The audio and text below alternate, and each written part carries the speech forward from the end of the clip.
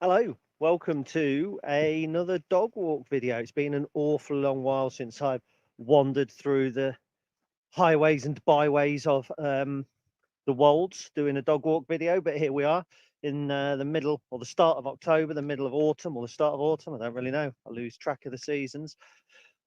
And it's time for a dog walk video. Many of you obviously will not be able to tune in at 11:45 on a Thursday morning. So welcome to you if you do manage to tune in live. If you do not, I hope that you enjoy watching this back. And it's nice to be able to get back on the dog walk video. It's a unique set of circumstances that has to come together these days. So my dog has to want the walk, and he wants a walk every day, but he often doesn't want much of a walk. There's a lot of farm activity. I don't want to do the video while there's tractors and stuff going around because I have to keep an eye on the dog. It's been raining the last few days, so I've literally had to carry him over into the yard where he does his business, put him on the floor, he does it, and then I have to carry him back. He won't leave the house in the rain. He would rather literally blow up like a canine Mr. Stay Puffed, but instead of full of marshmallow, he's full of excrement. So they're the sort of conditions that have to happen in order for me to do a dog walk. But when I do a dog walk, it's an absolute pleasure. So hello to you all. Hello to Connor. I hope you're well, my friend, back from wherever it was exotic you were the other week. And good morning to Harry as well. It's very confusing having two Charlies, Dog Charlie and Gibraltar Charlie, especially because sometimes even feedings, I'm talking about one when I'm talking about the other. Luckily, when I asked Charlie to get on the bed the other night, she didn't get them mixed up. Morning to Steve as well. I hope you're well, my friend, and I have no issue with you wearing a Leeds shirt wherever you want to, especially not when our manager, head coach, has such an affinity with Leeds. Right, what I wanted to do, I just really wanted to get back into the swing of the dog walk videos. So I thought I would go just over what I think right now is my strongest preferred 11. Now I'm taking injuries into account here, so I won't be naming Dylan Duffy, Rico Hackett, Ben House, Tyler Walker, Ethan Hamilton. In this, it will only be the available players. It's not particularly the 11 that I would start against Leyton Orient. And to clarify about that, I think our strongest 11 is hard to define because it's horses for courses, isn't it? I think we've got that many options at the moment that certain players will suit certain games differently. For instance, we played actually quite high and tried to win the ball back quite high against Blackpool. But I think when we play, for instance, Birmingham City, they're going to want to come on to us. We're not going to leave as much space at the back, so we're going to be a bit deeper. So they're going to be a bit more advanced, which gives the likes of Bailey Cadamarteri more of an opportunity. Whereas he didn't really get a lot on I was going to say Saturday. On Tuesday night, it was a tough game for those centre forwards. So there's some games Bailey would be good in and some he's not. And it was the same with Joe Taylor last season. So when I name what I think is the strongest 11, I'm talking about just on paper, the 11 players that I think you would look at and go, yeah, that pretty much looks like the current full first team. In this day and age, it's hard, isn't it, to say that, because 11 players don't constitute a team anymore. They constitute a starting 11 that by the end of the game, you've almost inevitably seen 16 players. And as we've seen in recent games, the ones that are coming on are often the ones that are actually making the difference. So Fred and Bailey both scoring on Saturday. And then last night, on Tuesday night rather, JJ McKidd and shots deflected. Tom Bayliss puts in the corner. Tom Hamer scores. It's 5 substitutes that have collectively won us the 4 points. Of course, that's not true. You labour to a result. It's a whole team game, all that sort of stuff. I know that. But at the very sharp end, if you are looking for people that have implemented the actions that have led to the results that we've got, they're substitutes. So in naming the strongest 11, I'm actually not offering a slur on any player who's not in that 11. Just basically saying this is the one I'd start the game with. But I think nowadays it's a very different game, isn't it? To, let's say 20 years ago, when, dare I say, me and Mr. Freeston were in our heyday, younger men with less aches and pains when we got out of bed, it really was 11 and 3 substitutes, and your substitutes were predominantly in case of injury, or if you were Keith Alexander, central defenders that were 6'4", that you would put on up top for the last 10 minutes and try and hit their head. So to go through then, who do I think is our number one goalkeeper? I'll be honest, if I got this one wrong, I wouldn't deserve 21 people tuning in at 11 o'clock on a Thursday morning. It's obviously George Wickens. And here we go. Chris Keneally's just come on at the right time there. He said, morning, what a week it was for the first team and the under-18s too. Josh, I noted scoring. Going to try and cover the under-18s a bit more on the site. I've been in touch with the media guy at the club who's covering that, Joe. So we're going to try and do a bit more on that, Chris, to be fair. Wickens in 2 years' time goes for well over $1 million. Potentially, given what I think we've paid for him, which is a six-figure sum, not a top-end six-figure sum, but six figures nonetheless. Not quite our record purchase, I don't think, but we would be looking for that sort of return. I think I could see a £750,000 move with a chunky sell on at the end of this season if he keeps it up. Wickens is our number one. We said on the podcast it was his coming-of-age game this weekend, and it really was. You know, my dad is a great barometer of a Lincoln City squad. So he goes in at the beginning of the season, I don't know any of these bloody players. And the more that he identifies with certain players, that lad with the black hair who plays up top, I like him. You know that he's then becoming one of the players that's kind of impressing and making a name for himself. I haven't spoken to my dad since the game on Tuesday, but I'm absolutely certain that he will start talking about the goalkeeper, not the new goalkeeper. And that's a transition. A lot of people will feel that way. I said on the podcast, for fear of repeating myself, it can be hard sometimes for a new goalkeeper coming in. You're expecting a goalkeeper to make an error. Like if you're an outfield player and you play a stray pass, you can make up for it straight away. It doesn't always get noticed. You have to be bad as an outfield player to make a hugely negative impression over the first 8 games. You can make the odd mistake. You can be kind of, we're on the fence, but it has to be pretty poor for you to be instantly labelled. Poor old Josh Griffiths a few years ago makes a mistake in his opening game. People were a little bit sympathetic, but instantly the backs were up. Josh never settled here. But you look at Alex Palmer, I'm disappearing off screen there. He had an absolutely superb start to the season a couple of years ago, 2020-21. He was a good goalkeeper from the third game in. The earlier a goalkeeper gets a game like Tuesday night, where they've got to make saves, they've got to be brave, where pundits and people like myself are going, he's a top player, he's done really well, this and that, makes him noticed. George Wickens absolutely nailed on goalkeeper for me.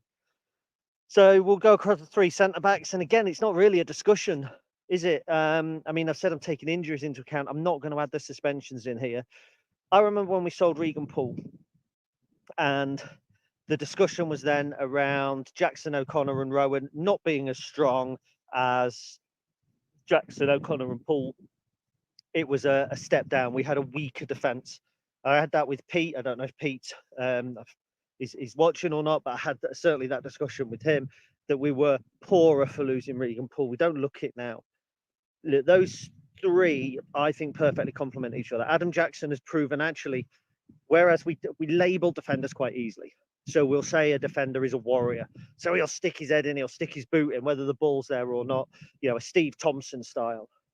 And then you have more of the ball playing centre-backs, the players that are comfortable bringing it out of defence. And I think there you're talking maybe the likes of Gareth McCauley, dare I say. Paul Morgan was quite good at that sort of thing.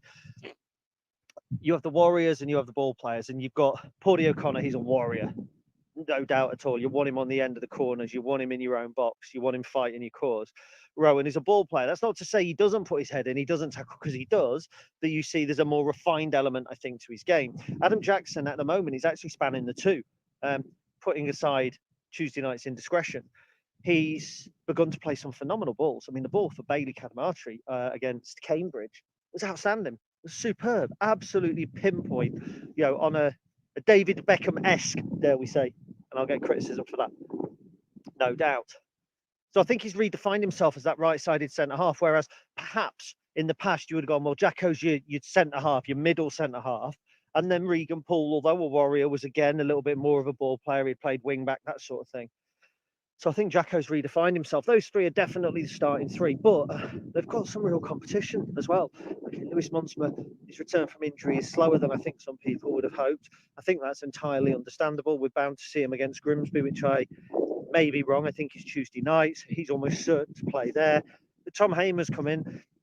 Tom's mistake against Peterborough did mark him down a bit, but unlike a goalkeeper, you've got a mistake in you, but the second you score a last-minute winner at Blackpool, that mistake's forgotten. Whereas if you've let a goal in through a mistake and then you make some good saves, as a goalkeeper, you'll go, there's a mistake. So I think that's probably a really good example of what I mean by an outfield player being able to turn things around quicker. I think Tom's a real, when I say weapon, I don't mean that, you know, I've often called people a weapon, meaning they're a little bit of a knob.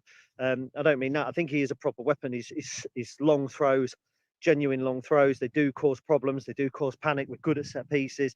We're competitive in the area now.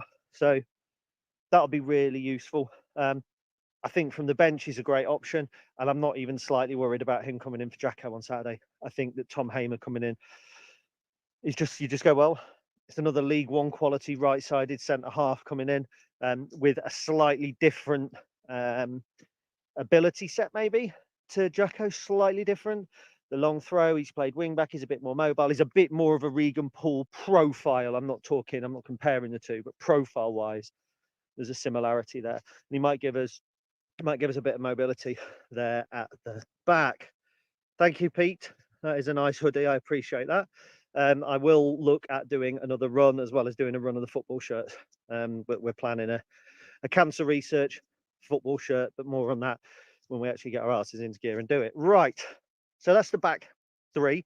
Now you've got to look at the wing backs. Well, the right-sided wing back, there's no argument again. Tendai. When I got the news that we were signing Tendai, and I got the embargoed, you know, we're going to announce this in an hour or whatever, I was shocked because I Googled it because I thought, well, isn't that the former Forest guy that's gone abroad? And you know, when players who are 30 something go abroad to play in Cyprus, it's like when a cat goes away to die in a ditch, really.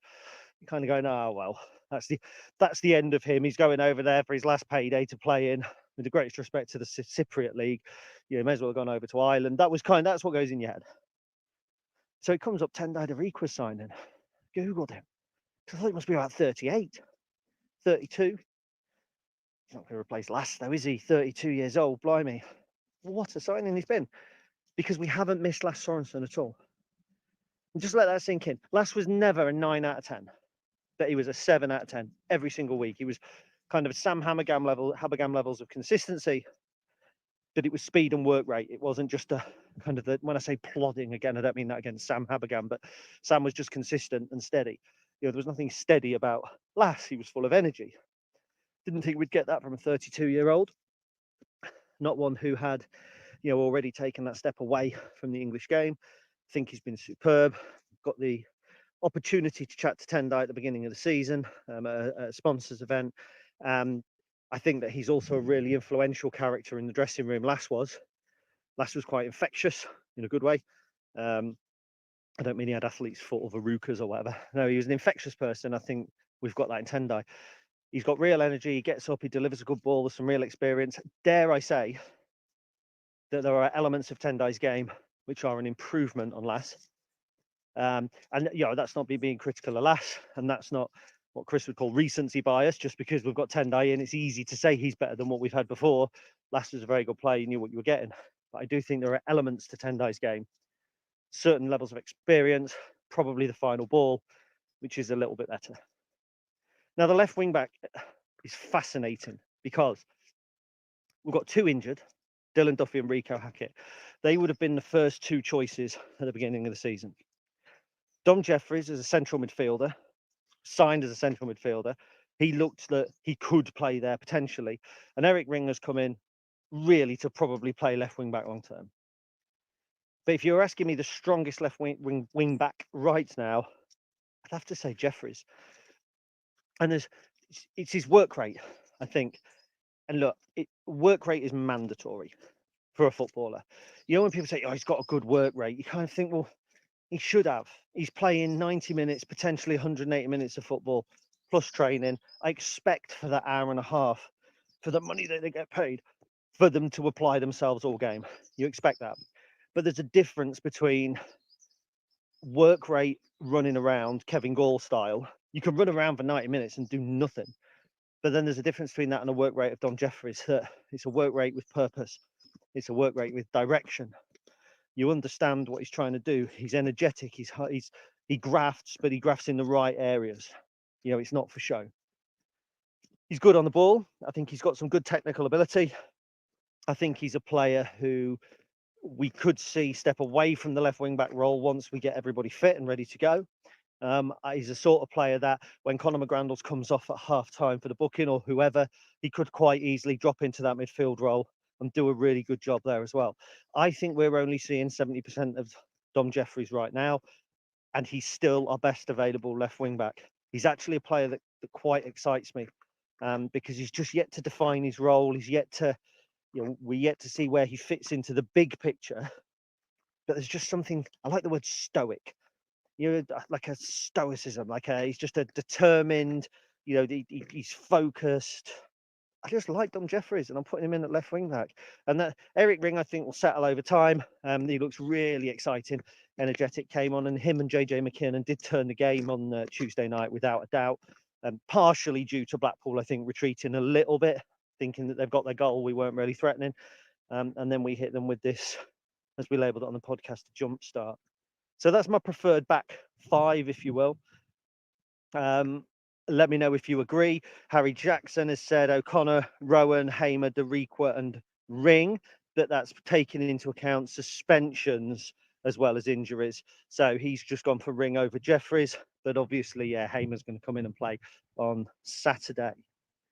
Moving into the midfield, Ethan Erhahon, it's not even a discussion. It's not even something that I'm willing to enter into the debate. If there is a Lincoln City supporter out there who doesn't think that Ethan Erhahon is one of our best players at the moment, he's our best player at the moment, then you don't know football, pure and simple.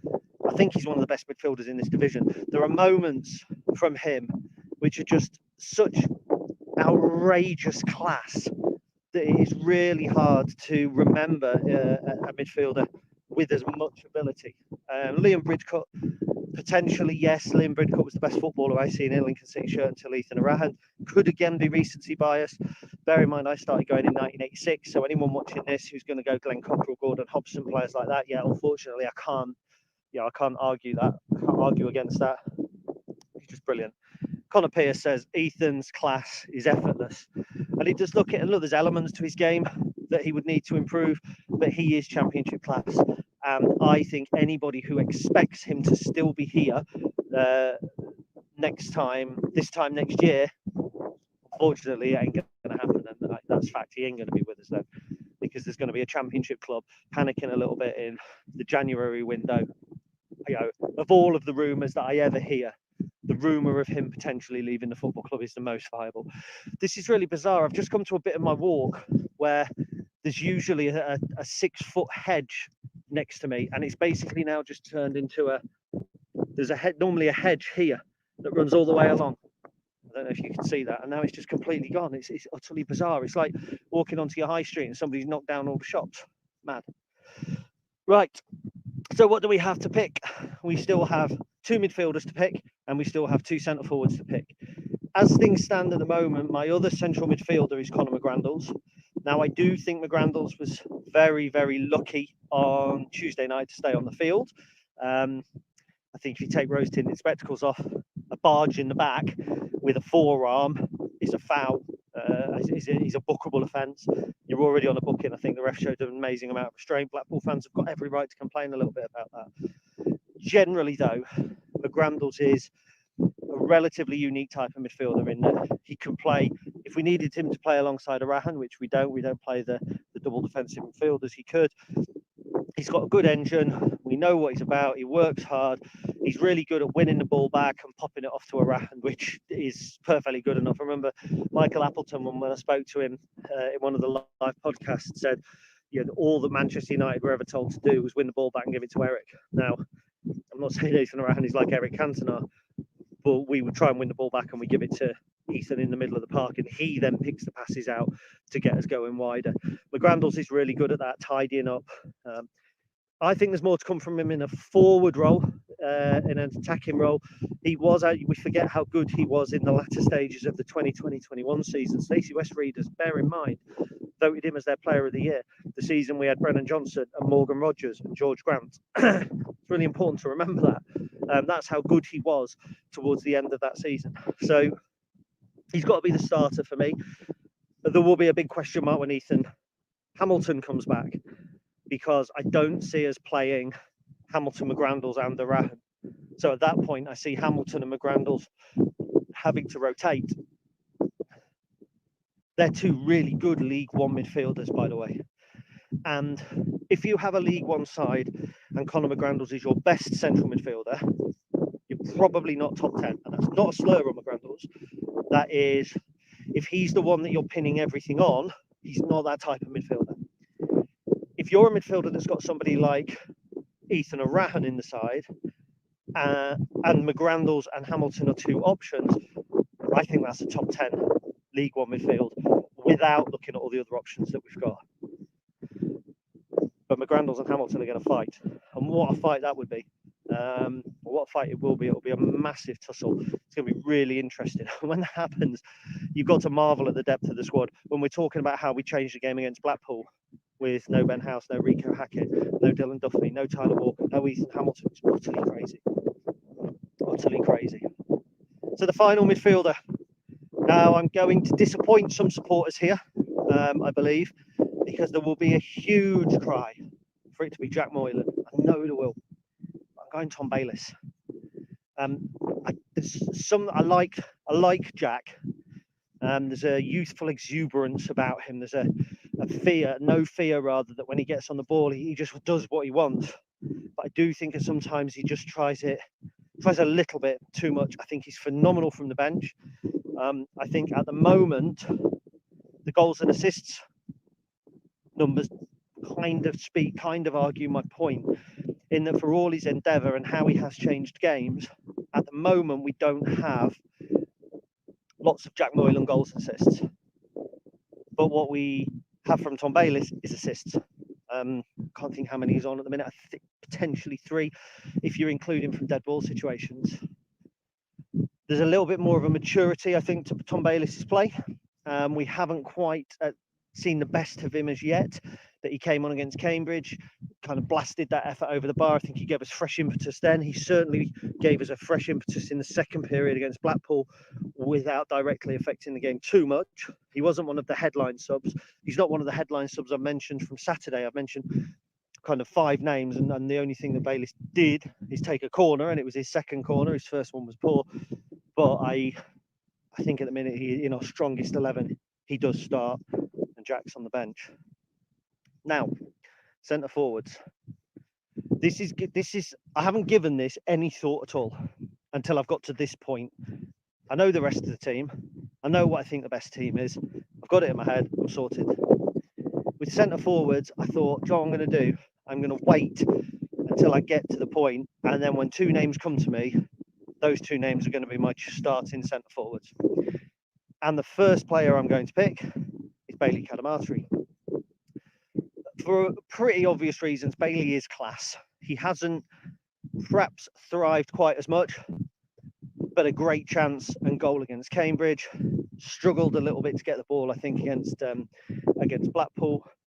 What I would say is when we got Joe Taylor, he had already had 6 months in League Two, so he'd already acclimatised to stepping down. He'd already played non-league football. He'd already played for Peterborough United. So he kind of had that experience of what the lower league is more about.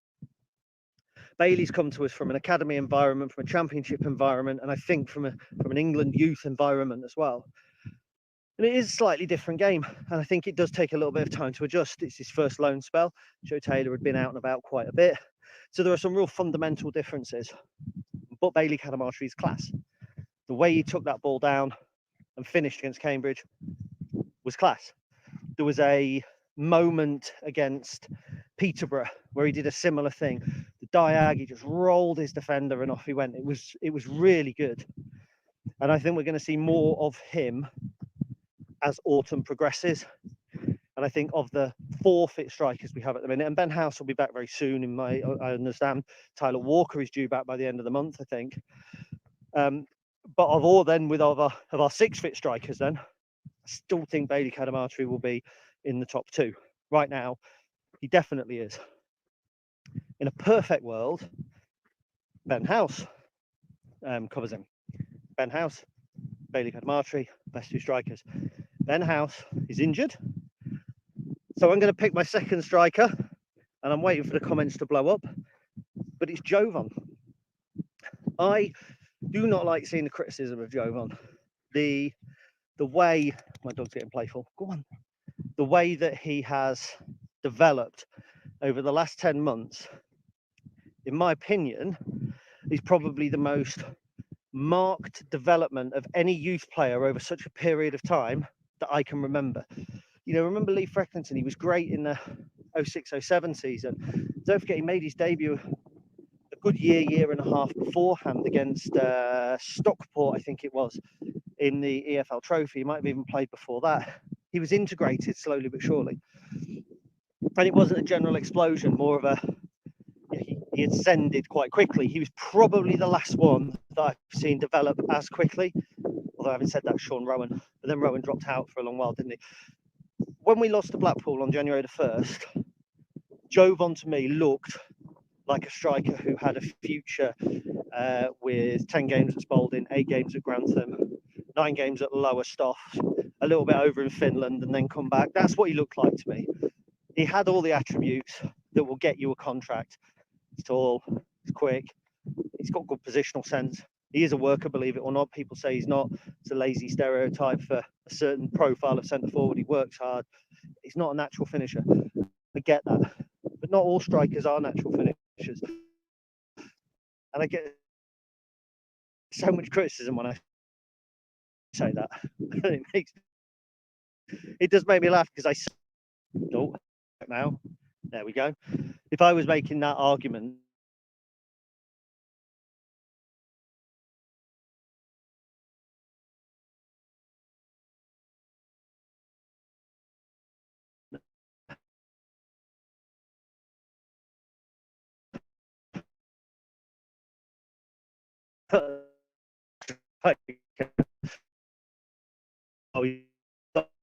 I'd argue back all day long, and people can argue with me and say that is the problem with live TV, ladies and gentlemen.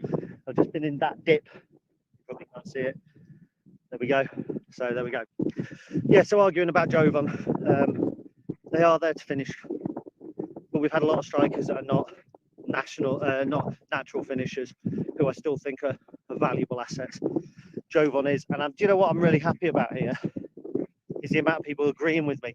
Maybe that just shows the type of clientele that habit the Stacey West. So, Connor, Jovan's doing all the right things. He's got a high ceiling. The criticism of is baffling.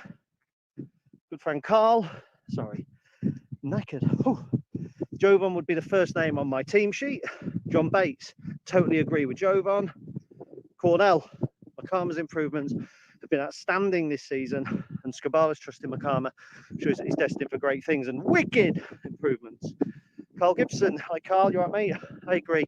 His upper body strength has improved massively. He just needs to work on his finishing, which will come. Harry Jackson, I can see why you've chosen Jovan, a big lad who's good on the ball. Him being 20 has further time to develop his game. Ian Heward agreed Jovan has vastly improved, just a couple of goals and it'll build his confidence. Connor, I'd take Jovan over Plange any day. I'd take Cornell over Luke Plange. So yeah, I'm really happy actually that that's kind of the feedback, because I like Fred, more of a natural finisher, puts himself about, not quite as mobile. I like Ben, who would be the first choice. Jovan would be third, I think. Tyler Walker, I'm not sure how much we'll see of him. Rob Street is definitely one for the future. There are elements to Jovan's game that he needs to work on, but let's not forget the kid's 20 years old and he's already a regular starter in League One. The chances he got against Cambridge, he missed. But look at how hard he works to get in them. One of them, the second one, I think, he cuts out the ball, he makes the run himself, he's quite quick, he's quite rangy, he's got quite powerful. I think he barged his way through. He's 20 years old. Sometimes football fans criticise the media for building talent up and knocking it down. And that's what the English media do, isn't it? All the time. They build up a Wayne Rooney so that as soon as he pounces on your grandma, they can knock him down. They'll build up England teams so they can knock them down. It's always the same. And then when they retire, it's, oh, they're the greatest thing ever. And I'll never forgive. The Sun newspaper have done a lot of unforgivable things, but they did it with England manager Graham Taylor. The turnip head, all of that. And then when he died, they were paying gushing tributes to him. How about you fuck off? But that's the sort of thing the media do. Subconsciously, a lot of football supporters do it without realising, of course, that's what subconscious means, if Ben's watching. A lot of football fans do it with their own young talent. We see a young player. Charlie, you have to go on your lead. I'm going to have to speed it up here because we've got tractors down here. I have to go on this. But there's a tendency for us to go, he's great, he comes in, he does really well. And then after 2 or 3 games, wait, come here. Hang on.